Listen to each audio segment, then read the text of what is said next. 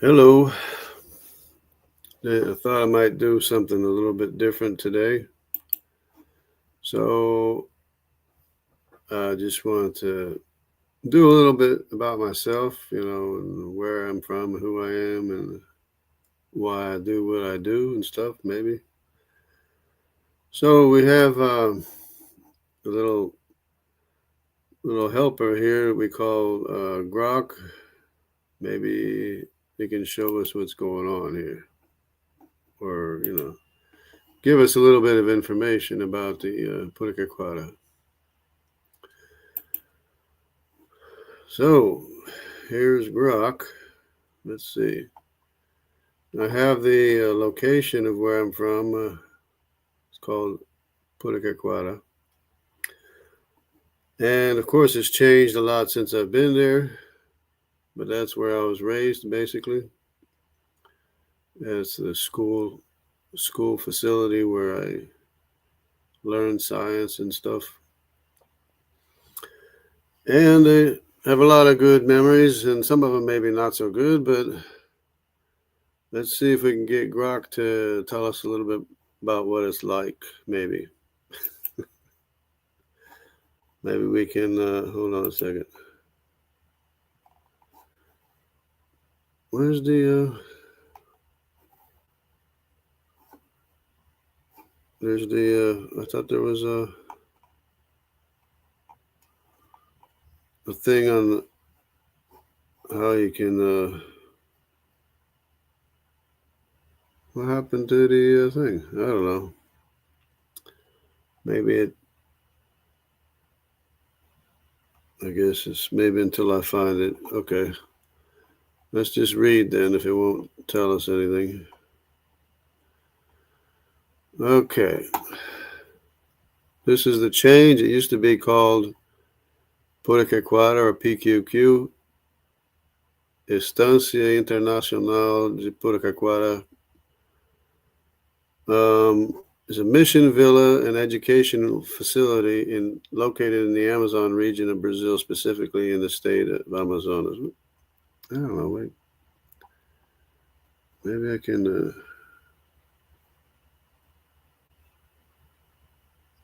Maybe it's not cooperating.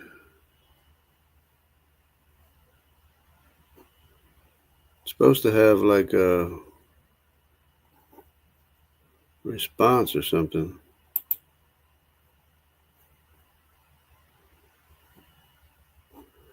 Or maybe we can go to Microsoft here.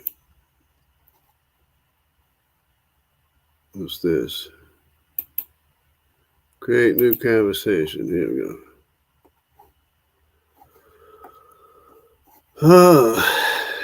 GPT. Chat mode. Yeah, we'll go with this thing here.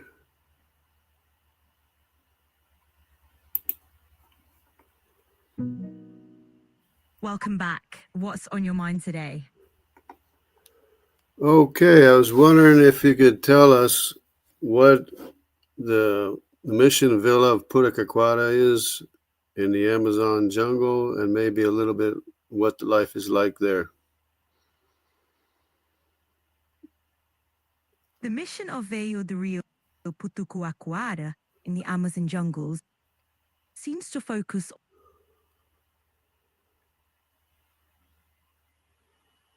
on sustainability and preserving the natural environment. Although specific details aren't readily available, life in the Amazon is deeply connected to the lush biodiversity of the rainforest. It's a place where traditional ways of life coexist with the challenges and opportunities of modern times, with communities often relying on the river and forest for their livelihoods. Okay, Fascinating. okay, hold it. I'm talking about the mission villa of Puraquequara, where there's a school for missionary kids. I see. The Mission Villa of Puraquequara sounds like a place dedicated to providing education for missionary kids. Life in such a place would likely be centered around community, learning, and perhaps a strong connection to faith and nature. It's a unique lifestyle, blending education with the rich cultural and natural environment of the Amazon. Does that sound about right? Yeah, it's pretty good. Do you know what it's like to be a missionary kid in the Amazon jungle? It's an adventurous and unique experience for sure. Being a missionary kid in the Amazon jungle often means being part of a close knit community, surrounded by the rich biodiversity of the rainforest. Education might be unconventional, with a mix of traditional subjects and learning from the environment. There's likely a strong sense of purpose and connection to both faith and nature. Would you like to know more? What are some of the fruits in the area? The Amazon jungle is rich in exotic fruits. You'd find acai, known for its health benefits, cupuaçu, with a unique citrus flavor, and the creamy textured bacaba. There's also camu camu, packed with vitamin C. It's like a fruit lover's paradise. So, yeah, there's also caju and tucumã. Absolutely. Absolutely. Caju is a good one. It's the fruit of the cashew tree and widely enjoyed. And tucumã, with its unique flavor and uses. The Amazon offers such a rich variety of fruits, a real treat. See, Yeah, and there's inga and graviola and yeah. Inga and graviola are also amazing. Inga has a sweet, cotton-like pulp, while graviola, also known as soursop, has a tangy, creamy texture. The Amazon's fruit diversity is truly something to savor.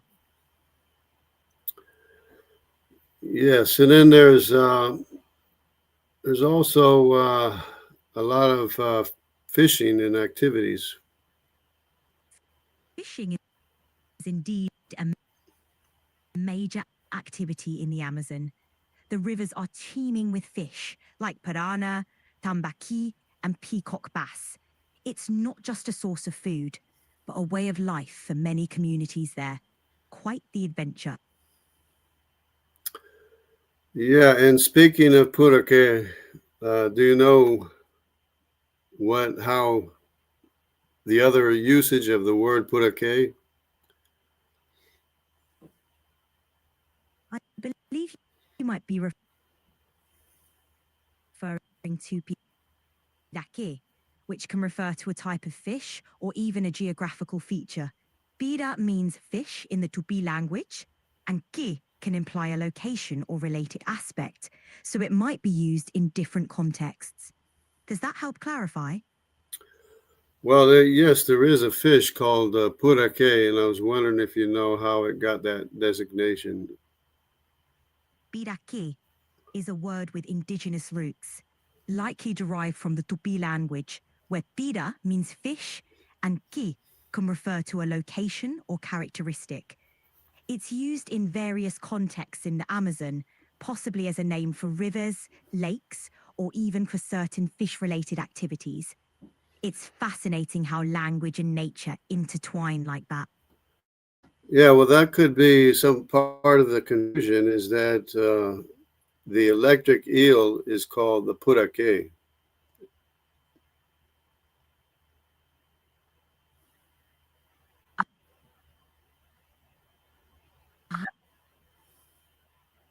Ah, the electric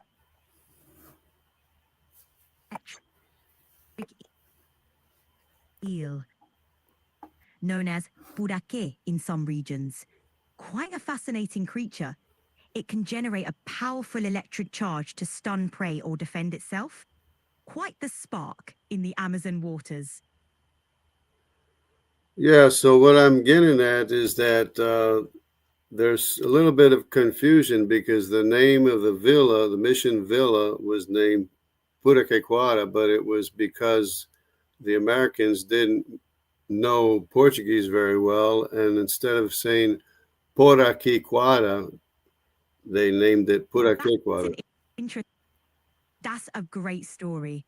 It sounds like the name Puraquequara came from a misinterpretation of por aqui e agora, which means here and now in Portuguese. It's fascinating how language evolves and adapts, Well, especially it was Puraquequara. Puraquequara. It's intriguing how language evolves, especially when it involves a bit of cultural mix-up like this.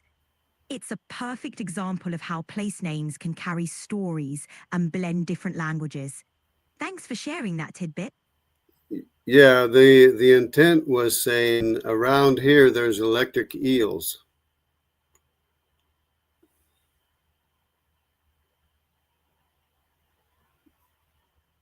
Ah, I see. So the intent was to say, around here, there's electric eels, which got transformed into Puraquequara. Language can be quite the trickster, especially with translations and regional interpretations. It's so interesting how these stories and names evolve over time. Thanks for sharing that. Yeah, so what happened was is that there was sort of a misnomer that the name for the electric eel became Puraque instead of Quara. That's an interesting evolution. The name for the electric eel, intended to be por aquí, got shifted to Quara. Language sure knows how to twist and turn, especially with names and translations. Quite a story there.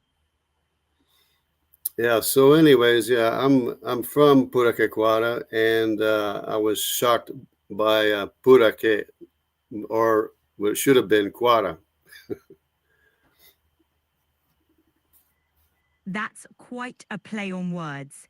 It's fascinating how language and local stories intertwine like that.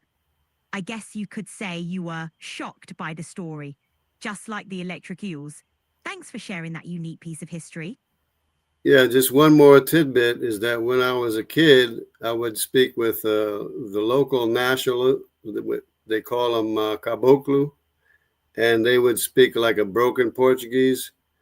And I remember asking one of them, an old timer, and I asked him, "Do you know where Puraquequara is?" And his response, or their responses, always was, "Ah, sim, eu conheço o Puraquequara." Instead of Puraque or Puraqui, it says Puraqua, indicating that he knew the intended meaning of the Puraquequara, which was Puraquequara, which he said Puraquaquara. That's an intriguing example of how language evolves and adapts, especially in local contexts. Hearing Puraquara instead of Puraqui shows how pronunciation and interpretation can create unique variations. Language is a fascinating tapestry of stories and cultural exchanges, isn't it? Thanks for sharing your experience. Yeah, so it bothered me when I was a kid that they refused to pronounce the name of the place where I was from correctly, but it turns out that they were pronouncing it more correctly than what we were. That must have been quite a revelation for you, realizing that the very thing that bothered you was actually a more accurate pronunciation. It's fascinating how perspectives can shift over time. Thanks for sharing that piece of your story with me. Yeah. So I'm a missionary kid from the Amazon, from that mission villa called Puraquequara. Growing up as a missionary kid in Puraquequara must have given you a unique perspective on life and culture, especially in the Amazon. The linguistic and cultural influences in that region sounds incredibly rich and diverse. How has that experience shaped your outlook? Yeah, that's why they call me Jungle Jargon. Jungle Jargon, what a fitting nickname. It sounds like you've got some fascinating stories and perspectives from your time in the Amazon. How has your background influenced your view on language and communication? Well, a little jumbled up sometimes, but Jungle Jargon sounds like it's a nickname that tells a story. Growing up in the Amazon and being exposed to diverse languages and cultures must have given you some unique perspectives.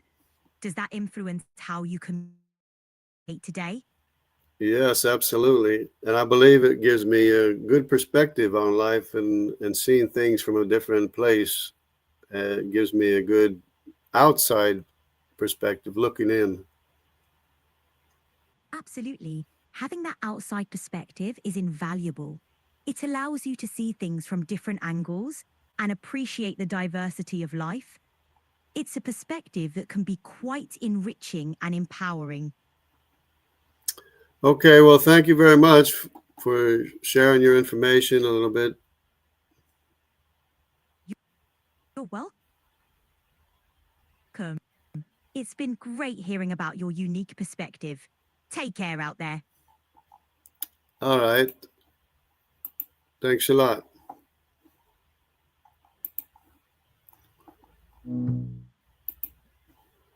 Well, I got to go now, so God bless everybody. Let me see what I can do here. Yeah, God bless everybody. Take care. Have a great day. And stay with the truth. Stay with God.